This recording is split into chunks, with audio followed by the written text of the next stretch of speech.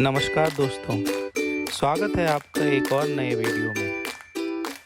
Daulatabad fort Maharashtra से 300 kilometre की दूरी पर स्थित औरंगाबाद जिले में स्थित है। इसका प्राचीन नाम देवगिरी है। दौलताबाद मोहम्मद बिन तुगलक की राजधानी थी। यह शहर हमेशा शक्तिशाली बादशाहों के लिए आकर्षण का केंद्र साबित हुआ है।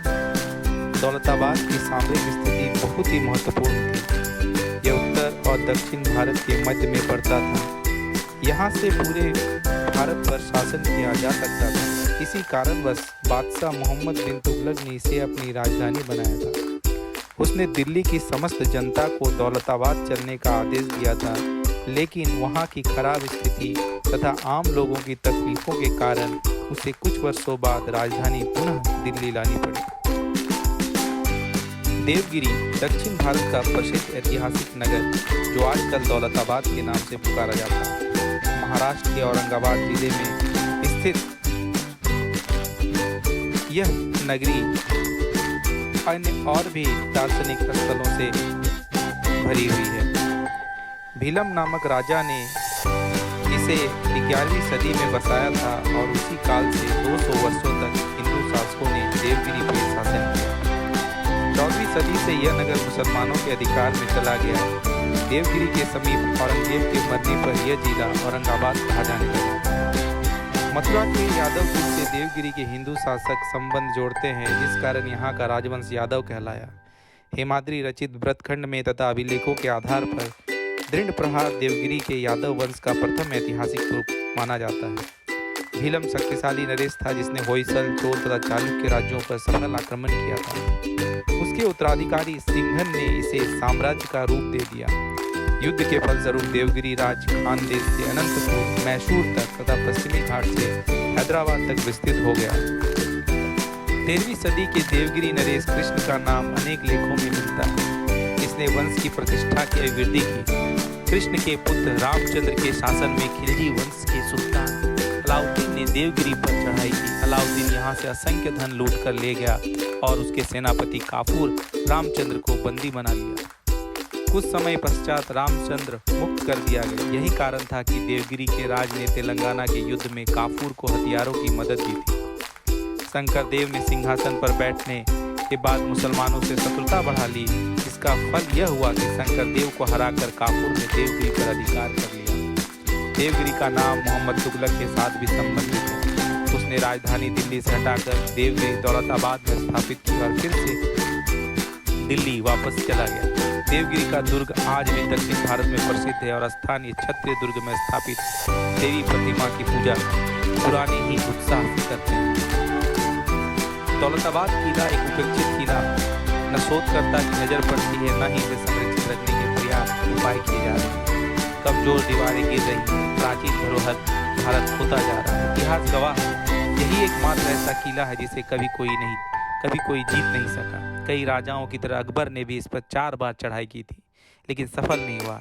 इसके अविजित होने में इसकी संरचना को श्रेय जाता है। यह किला महाराष्ट्र राज्य में औरंगाबाद से लगभग 13 किलोमीटर की पहाड़ी की चोटी पर स्थित है।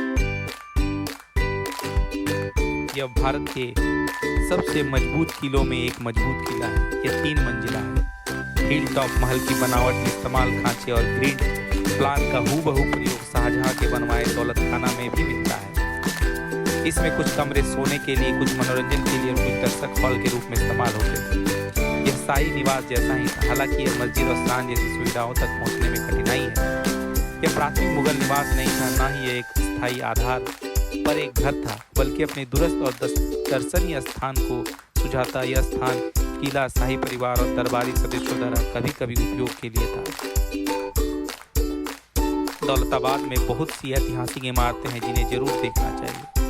इन इमारतों में जामा मस्जिद, चार मीनार तथा चीनी महल शामिल है। औरंगाबाद से दौलताबाद जाने के लिए प्राइवेट तथा सरकारी बसें मिल जाती हैं। प्रवेश शुल्क भारतीयों के लिए 25 रुपया और विदेशियों के लिए 300 रुपया है। यह किला समय सुबह 9 बजे से शाम 6 बजे तक खुला रहता है।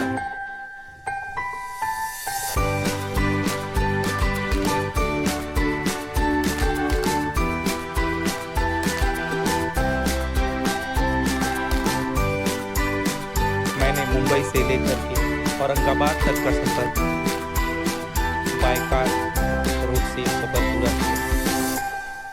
मुंबई से औरंगाबाद का रास्ता मुंबई नासिक हाईवे, उसके बाद मुंबई नागपुर एक्सप्रेसवे से होकर बहुत ही आसानी से जाया जा सकता है।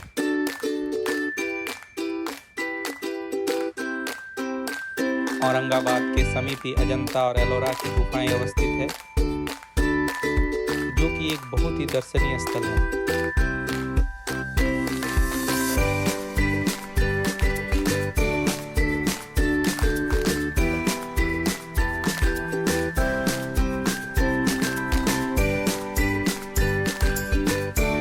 आप मुंबई से औरंगाबाद जाने के लिए, ट्रेन से जाने के लिए डेक्कन ओडिसी ट्रेन ले सकते हैं, जो प्रत्येक बुधवार शाम 4:40 पर मुंबई के छत्रपति शिवाजी टर्मिनस से चलती है।